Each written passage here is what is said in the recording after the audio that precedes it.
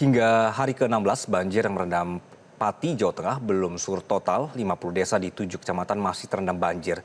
Informasi terkini sudah bergabung bersama kami ada Udin Alinani.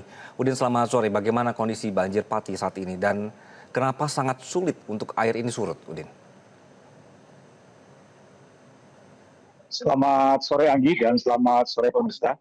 Dapat kami laporkan dari lokasi banjir di Pati bahwa memang banjir di Pati ini memang kian parah dan saat ini kondisi banjir di Pati masih tinggi, di mana di tempat saya berdiri ini adalah di Desa Doropayung, salah satu desa yang terparah dengan banjir di Kecamatan Juanda. Dan dapat kami gambarkan bahwa di tempat saya berdiri ini ketinggian air sekitar 60 cm. Dan jika kita berjalan di belakang saya ini menyusuri ke belakang itu masih setinggi 10 meter lebih. Dan dapat kami gambarkan bahwa di desa Doropayung sendiri ada sekitar 1.154 jiwa yang terdampak dan 436 kakak yang saat ini lagi mengungsi di berbagai tempat pengungsian yang sudah disiapkan oleh pemerintah desa.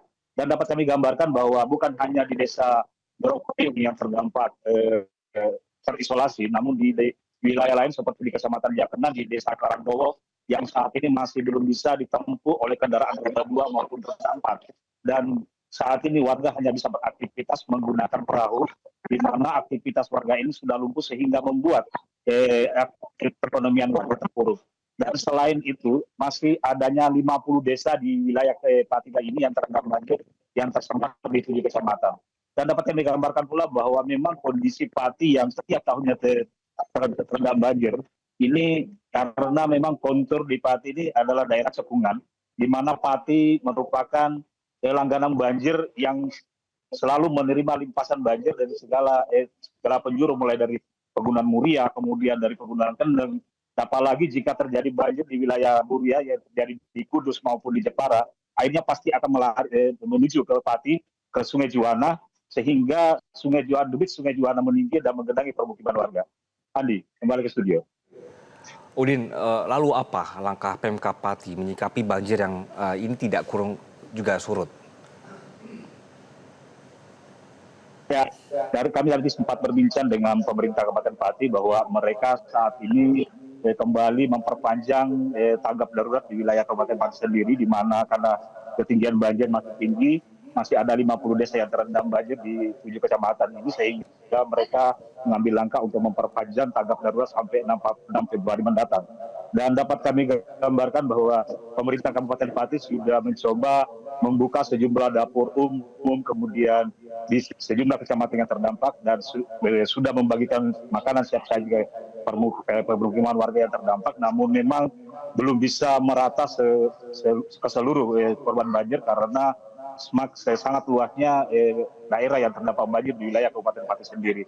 Dan dapat kami gambarkan bahwa pemerintah Kabupaten Pati akan melakukan sebuah normalisasi di Sungai Juwana, sehingga tidak terjadi penyempitan dan pendangkalan di Sungai Juwana ke depannya, dan mereka juga akan membuat anak kali untuk Sungai Juwana, sehingga jika terjadi banjir, debit air Sungai Juwana bisa dibuang ke anak kali dan untuk menuju ke laut.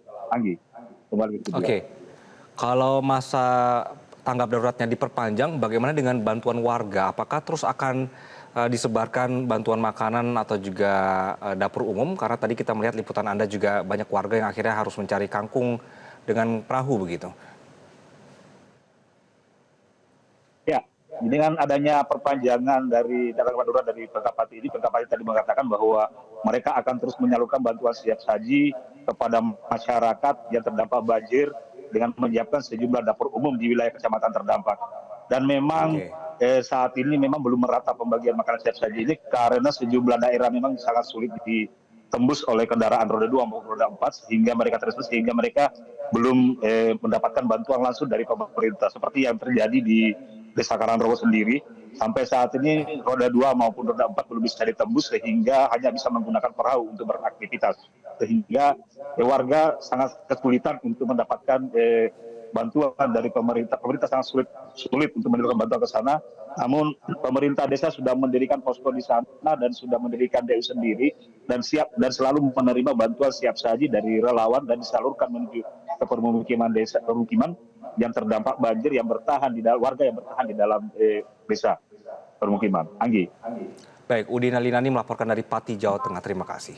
Jelajahi cara baru mendapatkan informasi. Download Metro TV Extend sekarang.